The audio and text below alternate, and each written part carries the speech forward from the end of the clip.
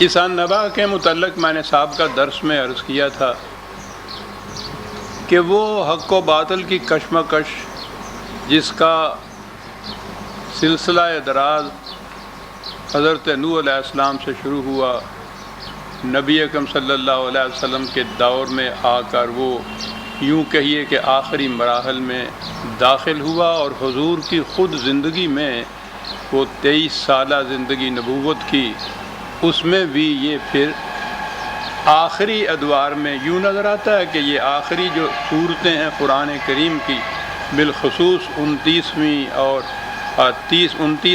30ویں پارے کی، تو یہ اس کشمکش کے جو آخری مراحل تھے نبی اکرم صلی اللہ علیہ وسلم کی زندگی میں، ان سے متعلق تھیں۔ اور اسی کے لیے پہلے میں نے کہا کہ یہ 30ویں پارے آخری پارے کی جو یہ آیت ہوئی، اما یتساءلون عن النبأ العظیم، میں نے کہا تھا کہ یہ نبأ العظیم جو ہے یہ وہ انقلاب عظیم ہے جو نبی اکرم صلی اللہ علیہ وسلم اور حضور کے رفقاء رضی اللہ تعالیٰ عنہم کے ہاتھوں برپا ہونے والا تھا۔ اس کے متعلق ویسے تو تفصیلاً میں نے عرض کیا تھا، یہ ایک لفظ نبا جو ہے اس کی تھوڑی سی وضاحت ضروری ہے۔ عربی زبان کے روح سے 2 مادے ہیں۔ آپ کو اب معلوم ہے کہ عربی زبان تو چلتی ہی مادوں کے سر پہ ہے، یوں سمجھیے یہ پودوں کی جڑیں جیسے ہوتی ہیں۔ ایک تو ہے نون بے اور حمزہ، اور ایک ہے نون بے اور واو۔ نون بے اور حمزہ جو ہے اس کے معنی ہوتے ہیں خبر، اور اسی سے جو لفظ نبی بنا اس کے معنی خبریں دینے والا۔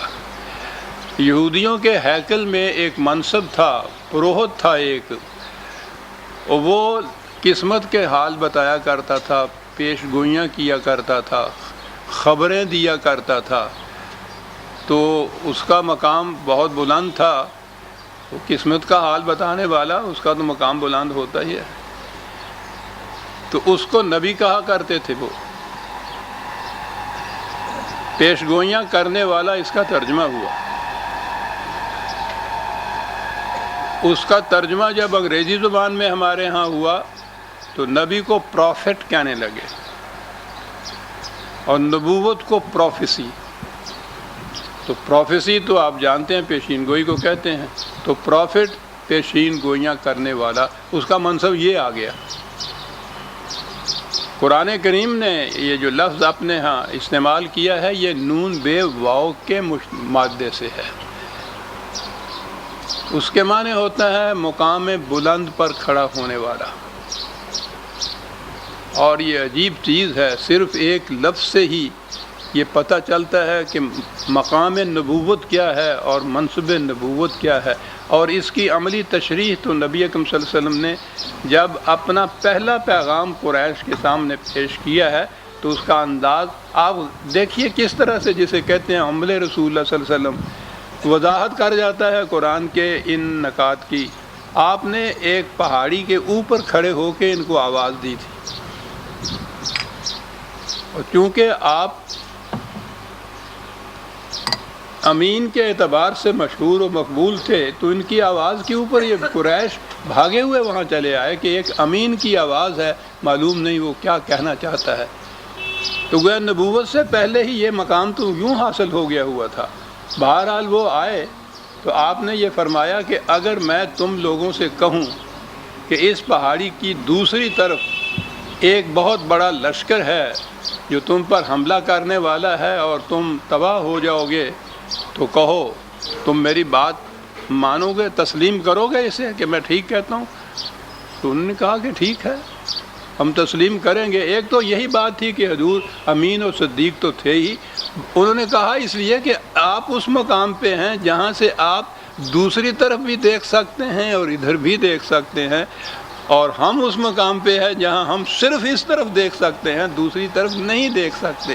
تو نبی وہ ہے اس مقام بلند پہ وہ کھڑا ہوتا ہے جہاں ایک طرف وہ عالم امر کے متعلق معلومات وحی کے ذریعے سے حاصل کرتا ہے، اور پھر ان کو وہ کنوے کرتا ہے عالم خلق کی طرف۔ اس اعتبار سے یہ پہاڑی کی یہ سمت ہو گئی۔ تو نبی اکرم صلی اللہ علیہ وسلم نے تو اپنے پہلے ہی پیغام میں نبوت کے معنی واضح کر کے رکھ دیے۔ تو ہمارے ہاں نبوت پیش گوئیاں کرنے والا یا پروفٹ نہیں ہوتا، لیکن ہماری بدقسمتی جتنے ترجمے آپ لیں گے انگریزی زبان کے قرآن کریم کے، نبوت کو پروفٹ، نبی کو پروفٹ، نبوت کو پروفیسی، پروفٹ محمد ہر ایک صلی اللہ علیہ وسلم، ہر ایک کی زبان پہ آپ سنیں گے۔ کوئی نہیں یہ سوچتا کہ یہ ہم کس چیز کا ترجمہ کر رہے ہیں، ہم تو یہودیوں کے نبی کا یہ ترجمہ کر رہے ہیں۔ یہ تو مقام ہی اور ہے۔ اس مقام کے لیے تو بہرحال میں نے جب سیرت نبی اکرم صلی اللہ علیہ وسلم کی رقم کیا تو میں نے اس کا نام معراج انسانیت رکھا تھا۔ بلند ترین مقام میرے ذہن میں یہی آ سکتا تھا، اگرچہ حضور کا مقام تو اس سے بھی بہت بلند ہے کہیں۔ بہرحال قرآن کریم کی روح سے جہاں نبی کے متعلق ذکر آئے گا تو وہ پروفٹ نہیں ہوگا، پروفیسی کرنے والا نہیں ہوگا، پیشین گوئیاں کرنے والا نہیں ہوگا، بلکہ وہ انسانیت کے مقام بلند پہ کھڑے ہونے والا ہوگا۔ یہ پروفیسیز پیشین گوئیاں ہی تو ہیں جس نے مرزا غلام احمد جیسے کو نبی بنا کے رکھ دیا۔ وہ اپنی نبوت کا سارا مدار ہی پیشین گوئیوں پہ رکھ رہا ہے۔ دیکھیے یہ پیشین گوئی پوری ہوئی، وہ پیشین گوئی پوری ہوئی۔ اگر یہ پیشین گوئیاں یہی ہوتی ہیں کہ زلزلہ آئے گا، طوفان آئے گا، سیلاب آئے گا، سارے ادھیڑو کام کرنے والا، لیکن مدار ہے نبوت کا پیشین گوئیوں پر۔ کہاں سے یہ بات آئی؟ وہی پروفیسی جو تھی، اور بات آگے چلی گئی۔ اس نے تو ساتھ اپنے لیے نبوت کا دعویٰ کیا، باطل جو تھا۔ آپ کے ہاں جتنے یہ بڑے بڑے اولیاء کرام ہیں ان کی کرامات میں بات ہی یہی ہے کہ وہ صاحب آنے والے حالات کا پتہ بتا دیتے ہیں، قسمت کا حال بتا دیتے ہیں، غیب کی خبر بتا دیتے ہیں۔ تو پروفیسیز تو وہاں سے چلی آ رہی تھی ہمارے ہاں۔ یہ پروفیسی کا سوال نہیں ہے۔ اگر وہ چیز ایسی ہے مستقبل کی کہ جس کا علم انسانی ذرائع علم کی روح سے حاصل نہیں کیا جا سکتا تو وہ علم غیب ہے، وہ خدا کے سوا کسی اور کو حاصل نہیں ہو سکتا۔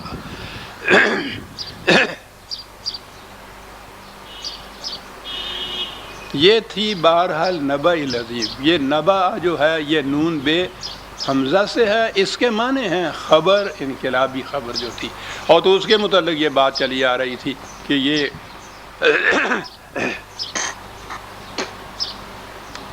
یہ کشمکش اب آخری دور میں داخل ہو گئی۔